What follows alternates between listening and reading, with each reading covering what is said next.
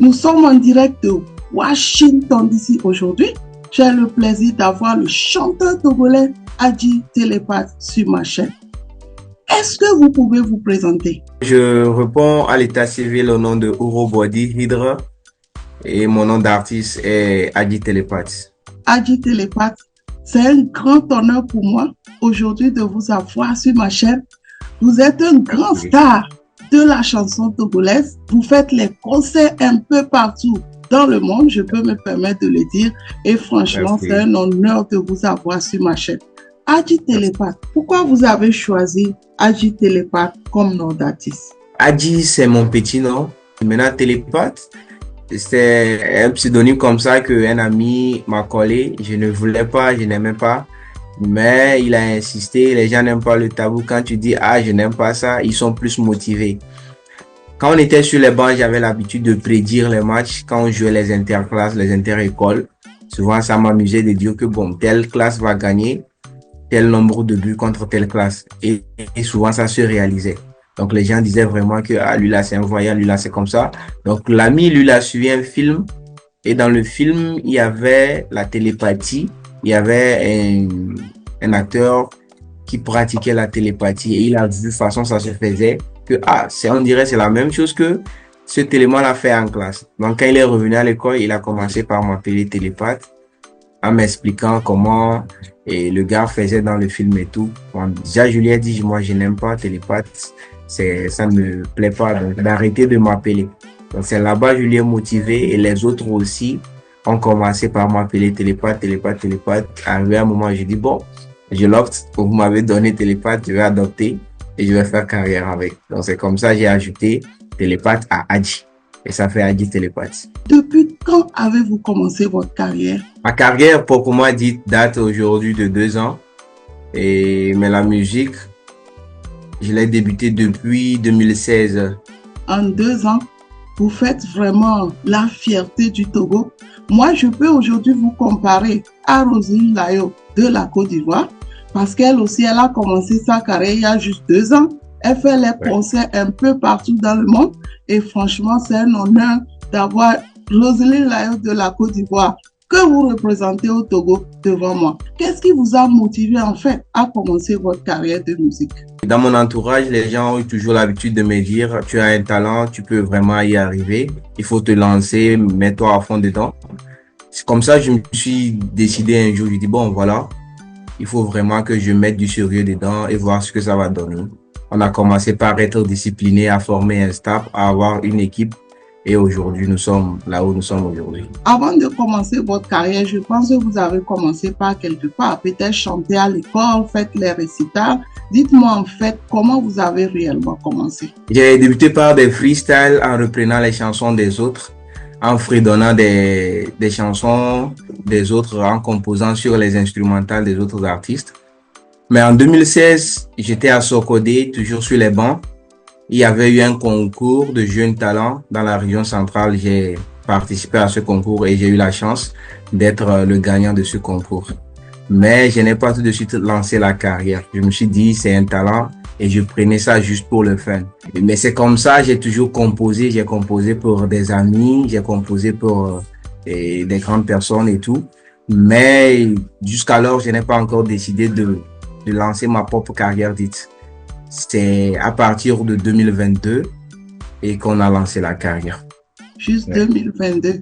En fait, je n'arrive pas à croire que je vous ai devant moi en train de me parler de votre carrière. J'aime bien votre humilité, j'aime bien votre disponibilité parce que certains forcément ne comprennent pas que faire les interviews et surtout international est une porte ouverte pour eux. Combien d'albums avez-vous aujourd'hui sur le marché? Aujourd'hui, nous sommes en train de finir notre tout premier album.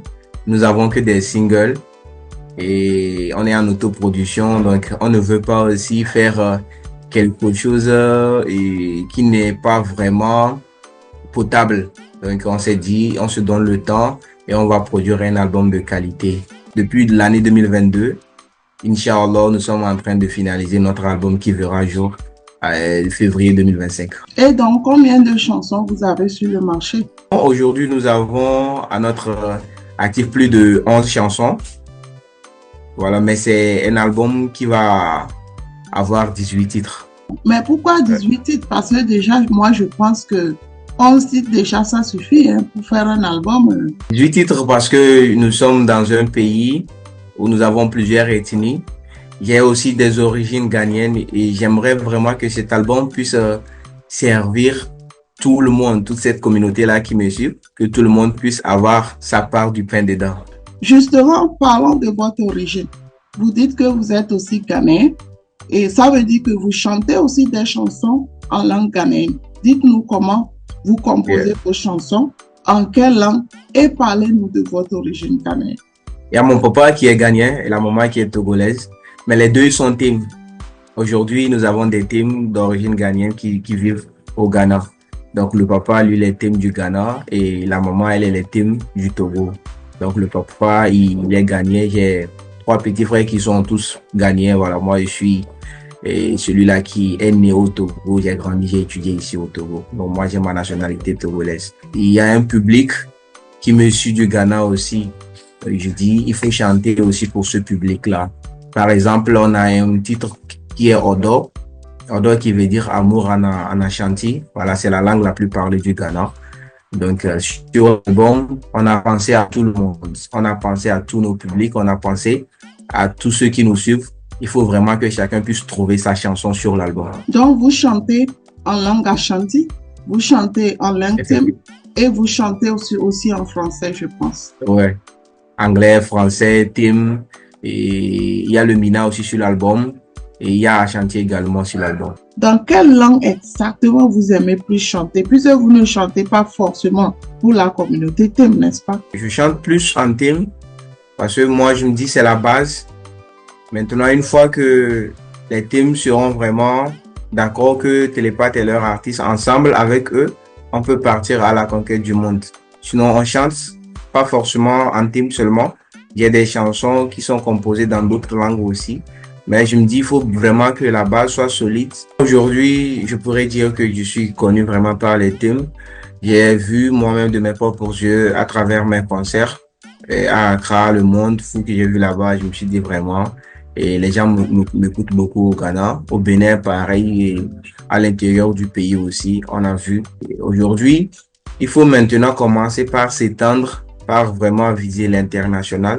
Ça, c'est vraiment le plus gros défi que nous nous lançons. Je pense que vous êtes bien tombé. Ça, c'est une interview internationale. Merci. Si vous le partagez correctement, ça va toucher beaucoup de personnes. J'espère qu'à travers cette interview, vous pourrez toucher aussi certains thèmes en Occident. Mais je suis curieux de savoir comment ça se fait que vous avez les frères et sœurs qui sont purement ghanéens. Oui. Vous êtes togolais, vous parlez couramment français. Expliquez-moi un peu. Moi, je suis l'aîné de la famille, donc je suis né à Badou. Et à Badou, c'est une ville qui n'est pas loin du Ghana.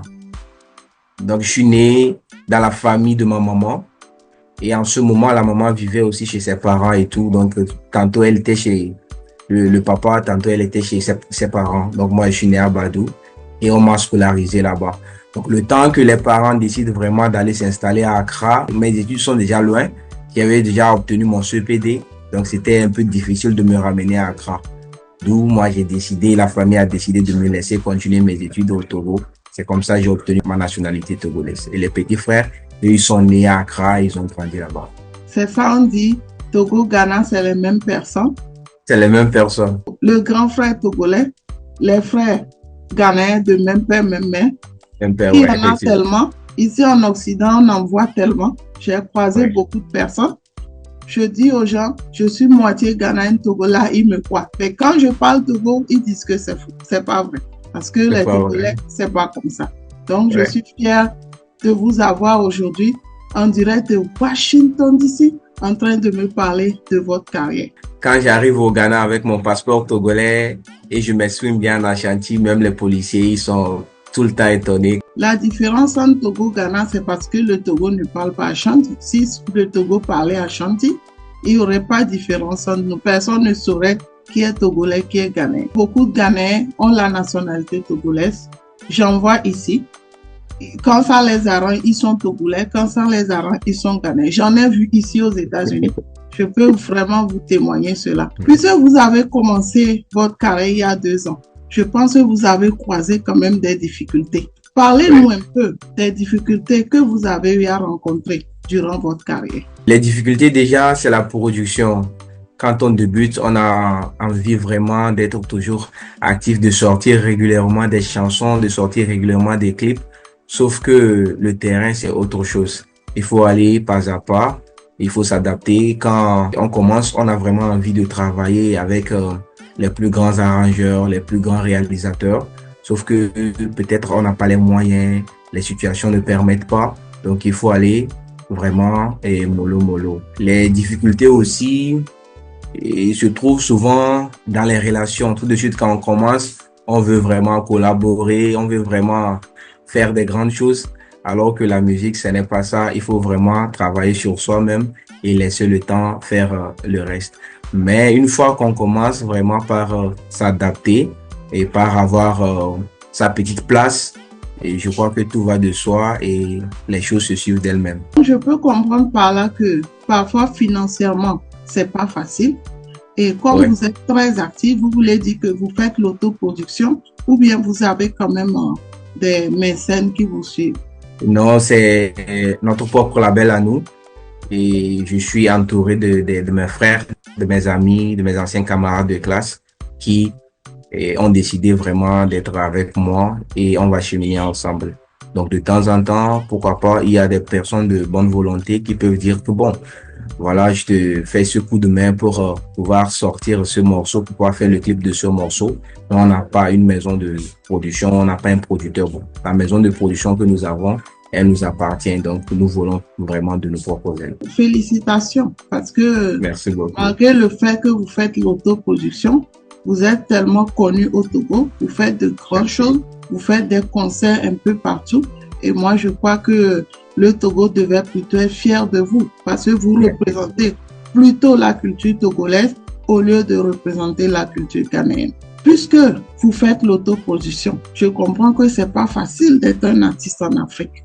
Parlez-nous un peu de votre expérience. L'autoproduction, vraiment, c'est pas facile. Déjà, il faut comprendre que c'est l'entrepreneuriat. Il faut que l'on puisse comprendre ça, comme fonctionnent les boutiques, les entreprises, voilà. Une fois que cela est compris, comment faire les entrées? Parce que aujourd'hui c'est facile, comme je le disais, de prendre son argent s'il y en a, aller produire une chanson, une vidéo, commencer par faire la promotion et tout, voilà, pour être connu. Mais une fois qu'on est connu, comment rentabiliser pour pouvoir sortir d'autres chansons? Parce que les fans en demandent chaque jour. Et aujourd'hui, tu sors une chanson, 2 semaines après, on te demande une nouvelle chanson. Et ce n'est pas impossible, mais il faut vraiment pouvoir faire des entrées, des dépenses qu'on a fait pour pouvoir produire d'autres chansons. Par exemple, 2024, nous avons voulu sortir un album et ça n'a pas été le cas parce que on a lancé une tournée. Donc, tantôt, il faut financer les concerts et tantôt, il faut financer les sorties. Donc, cela nous a empêché de pouvoir finir l'album à temps. Et aujourd'hui, on rend grâce à Dieu parce que nous sommes vraiment en train de le finaliser. Mais normalement, on n'a pas voulu que l'album sorte en 2025. On a voulu qu'il sorte en 2024. Mais étant en autoproduction, et on est obligé souvent de prioriser certaines choses et laisser d'autres. C'est un peu ça la réalité de l'autoproduction. Moi, je crois que vous êtes à féliciter parce que malgré que vous faites l'autoproduction, vous arrivez à faire ce que vous faites. Franchement, c'est pas facile. Et sortir l'album en 2025, moi, je crois plutôt que c'est une opportunité parce que ça vous permet de faire d'autres choses encore en 2025. Puisque vous faites l'autoproduction, vous êtes très actif dans la musique aussi. Je suis curieuse de savoir si vous travaillez à côté, vous avez un business à côté ou vous êtes à temps plein dans la musique.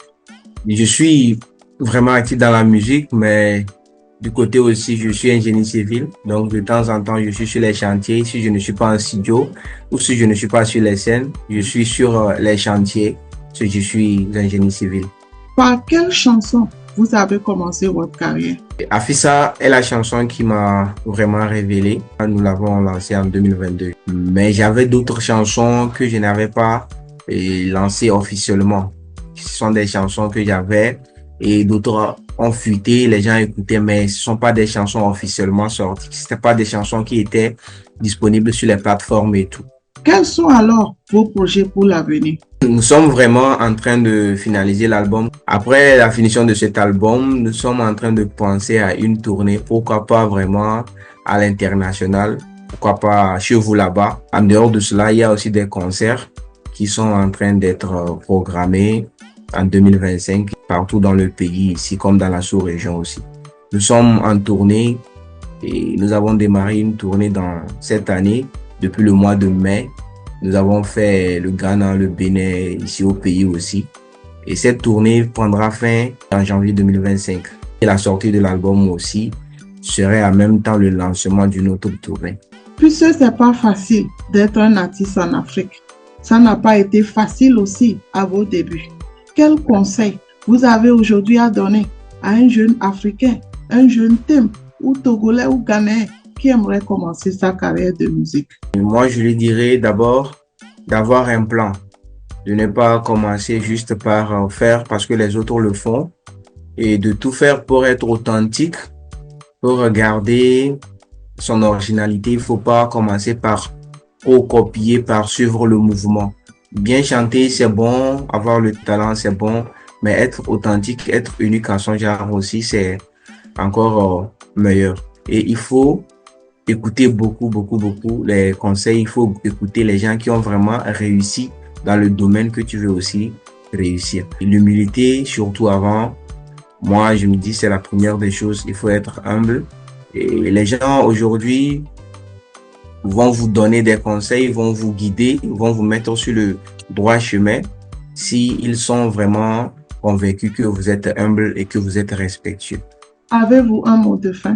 Je vais vous remercier pour cette invitation, pour cette occasion en or que vous me donnez et profiter et remercier toute la communauté qui vous suit, de partager, de liker, de commenter parce que il y a que ça qui peut nous donner de la force.